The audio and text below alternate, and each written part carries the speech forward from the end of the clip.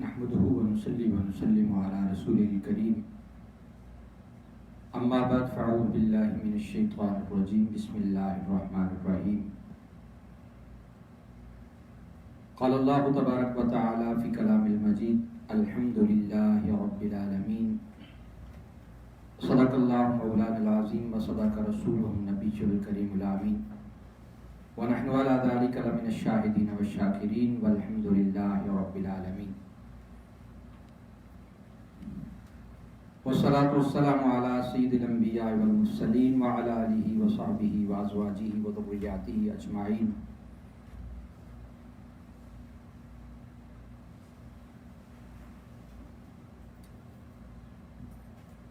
مولاي صل وسلم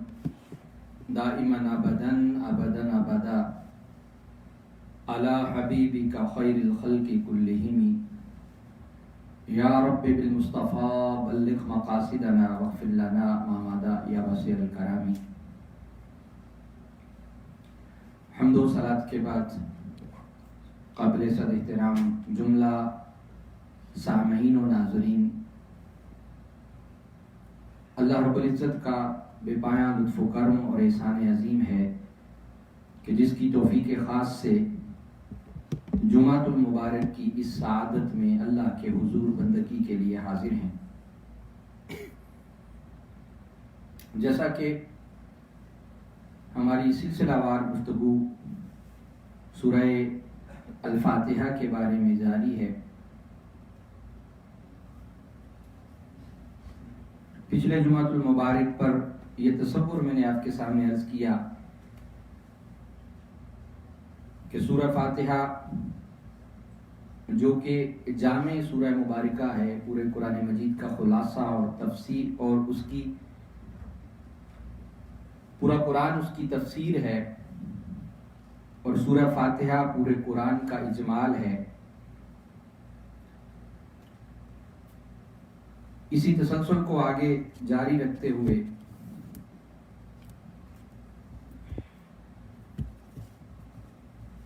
سورہ فاتحہ کے بہت سے ناموں میں سے ایک نام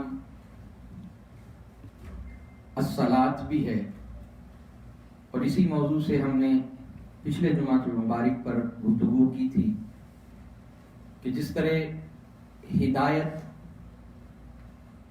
کا منگوایا جانا سورہ فاتحہ میں، اور پھر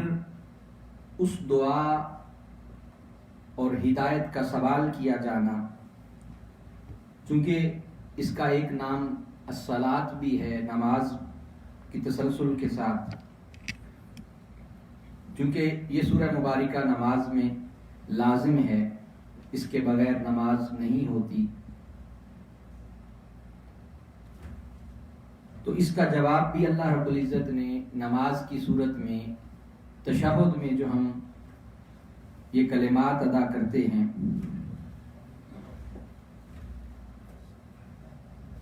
التحیات للہ والصلاوات والطیبات السلام علیکہ ایہا النبی ورحمۃ اللہ وبرکاتہ السلام علینا وعلی عباد اللہ الصالحین، یہ جملہ کلمات جو ہیں ہدایت کی وہ بنیاد ہیں جو اللہ رب العزت نے اس مقام پر دعا کے بعد تشہد میں امت کو سکھائے ہیں، اور اس کی تعلیم آقا علیہ السلام کے ذریعے سے دی گئی ہے۔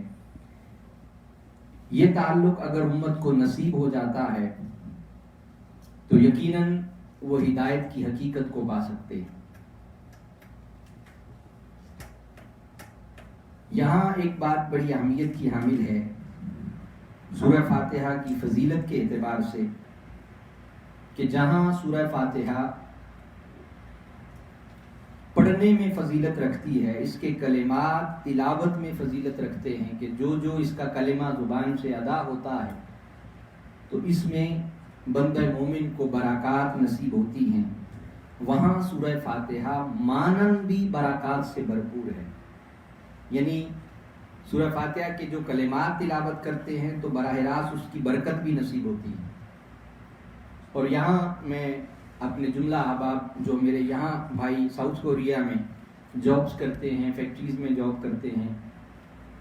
اور اسی طرح کوئی بھی شخص جو کام کرتا ہے یا کسی کام کا آغاز کرتا ہے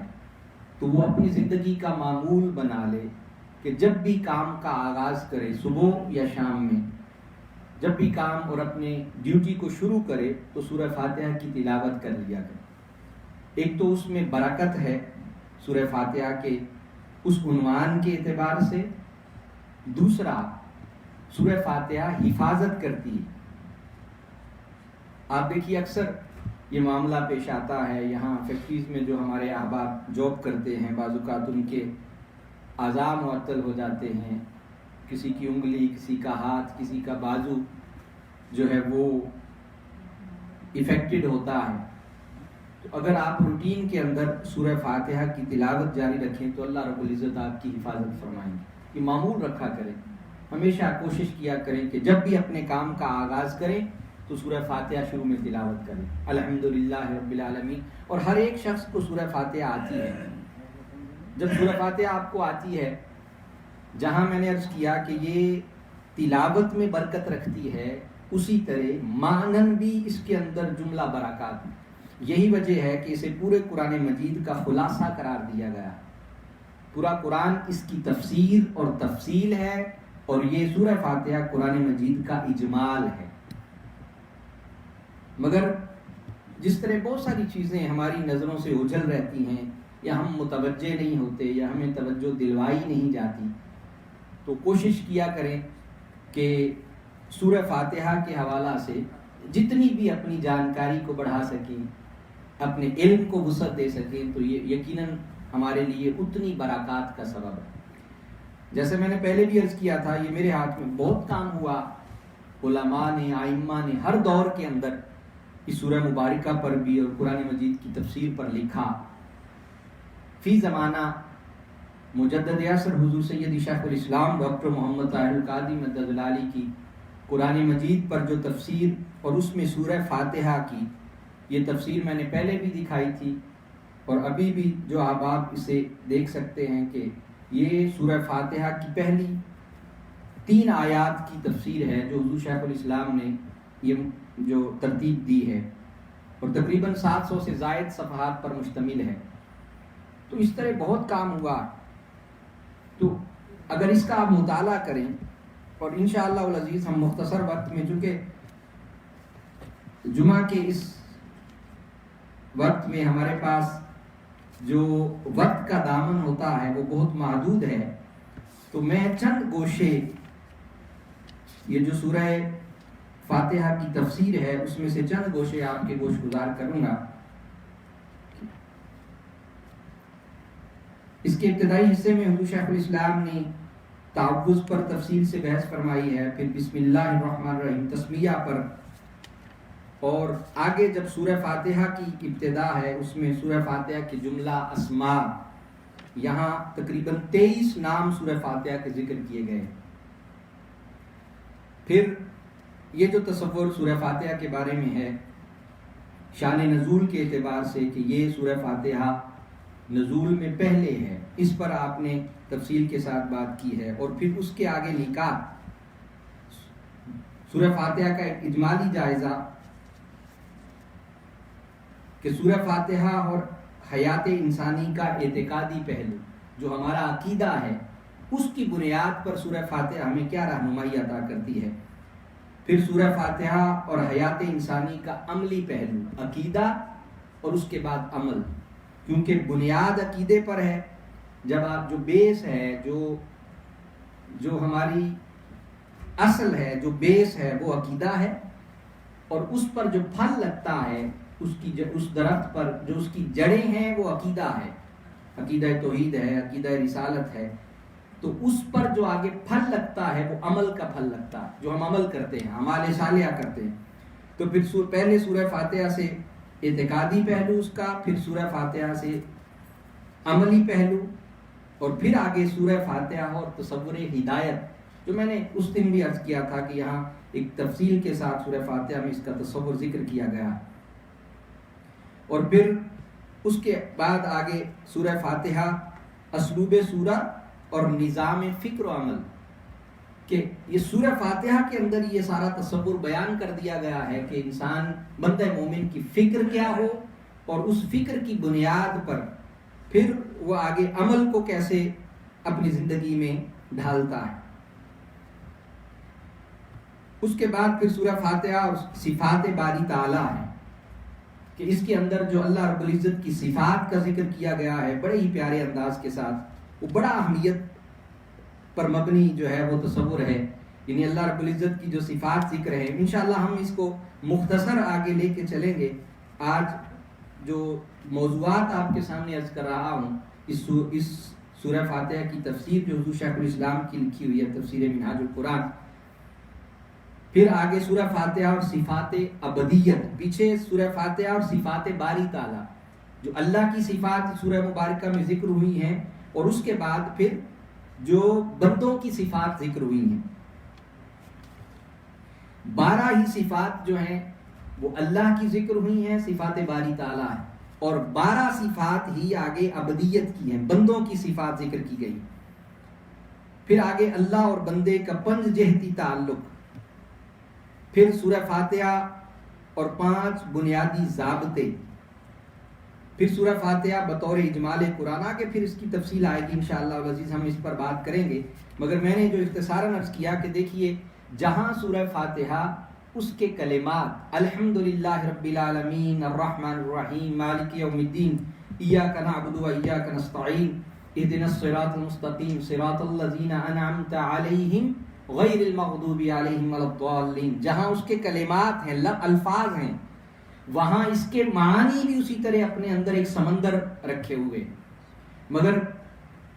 بظاہر تو یہ چھوٹی سورہ مبارکہ ہے، 7 آیات ہیں سورہ مبارکہ کی، مگر اپنے اندر یہ پورا سمندر رکھے ہوئے ہے، اور یہی وجہ ہے کہ پورے قرآن مجید کا اجمال اسے قرار دیا گیا، خلاصہ قرار دیا گیا، اور جن بنیادوں پر یہ سورہ مبارکہ قائم ہے اس کی آگے تفصیل کو بیان کر دیا گیا۔ تو ہم اسے اپنی زندگی میں، جیسے ہم نے یہ مطالعہ قرآن اور پھر رجوع الی القرآن کے عنوان سے اس گفتگو کو جاری رکھے ہوئے ہیں، ہم کوشش کریں کہ ہم سب سے پہلے اپنی زندگی میں جس طرح ہر نماز کی ہر رکعت میں ہم سورہ فاتحہ کو شامل کرتے ہیں، اپنی زندگی میں بھی اسی طرح شامل کریں، اپنے معاملات میں شامل کریں۔ سورہ فاتحہ کو آپ جس اینگل کے ساتھ بھی لیں گے آپ کے لیے اکثیر ہوگی، دعا میں، مدد میں، برکت میں، اور کوئی پرابلم آ جاتی ہے، کوئی پریشانی آ جاتی ہے تو قرآن مجید کا کوئی اور حصہ آپ کو تلاوت نہیں کرنا آتا تو آپ ڈائریکٹ سورہ فاتحہ ہی تلاوت کر سکتے ہیں۔ آپ دیکھیے کہ اگر سورہ فاتحہ جب پڑھتے ہیں ہم براہ راست اللہ کے حضور عرض کرتے ہیں، اس کی صفات ذکر کرنے کے بعد ہم کہتے ہیں اہدنا الصراط المستقیم، اس سے پہلے ایاک نعبد و ایاک نستعین، ہم اللہ سے مدد مانگتے ہیں، اس کی عبادت کے ساتھ اس سے مدد کا سوال کرتے ہیں، اور جب مدد کا سوال کرتے ہیں تو ظاہر سی بات ہے بندہ ہر لمحہ محتاج ہے اس کے حضور، اس کی مدد کی طلب کا، تو جب ہم اس سے اظہار کرتے ہیں تو یقیناً اس کی بارگاہ سے ہمیں وہ مدد کی خیرات میسر آتی ہے، پھر یہ ہمارا تعلق ہے۔ اور جب ہم اس چیز کو سمجھنا شروع ہو جائیں، پھر کوشش کریں سورہ فاتحہ کو ترجمے کے ساتھ یاد کریں، اس کا ترجمہ یاد کریں، آپ سمجھیں کہ میں کیا کہہ رہا ہوں، اس کے اندر کیا کہا گیا ہے، کیا سکھایا گیا ہے، کن چیزوں پہ زور دیا گیا ہے۔ تو جیسے جیسے آپ اس کے ساتھ اپنا تعلق جوڑتے چلے جائیں گے اتنے گوشے سورہ فاتحہ کے آپ کے اوپر کھلتے چلے جائیں گے، اور یہی معجزہ ہے قرآن مجید کا، یہی قرآن مجید کی عظمت ہے، قرآن مجید کی شان ہے کہ آپ جس آیت کو جب دوبارہ نئے تعلق کے ساتھ پڑھیں گے تو آپ کو نیا گوشہ میسر آئے گا، آپ کو نیا راز افشا ملے گا، آپ کو نیا پردہ اٹھتا ملے گا۔ یہی قرآن مجید کا معجزہ ہے۔ کائنات کی ہر کتاب اسے آپ 1 دفعہ پڑھیں، 2 دفعہ پڑھیں، 3 دفعہ پڑھیں، تو جب وہ قرآن مجید کوئی بھی کتاب پڑھتے ہیں تو وہ کتاب وقت کے ساتھ ساتھ آپ کا انٹرسٹ، آپ کی دلچسپی اس کتاب سے ختم ہوتی چلی جاتی، مگر قرآن مجید جہاں برکات کے ساتھ مزین ہے اسی طرح نئے مطالب، نئے معانی، نئے معارف، اور ہر حال کے اندر وہ دلچسپی باقاعدہ طور پہ اس میں جاری رہتی ہے، اور یہی تصور اللہ رب العزت نے بندہ مومن کی زندگی میں داخل کیا ہے۔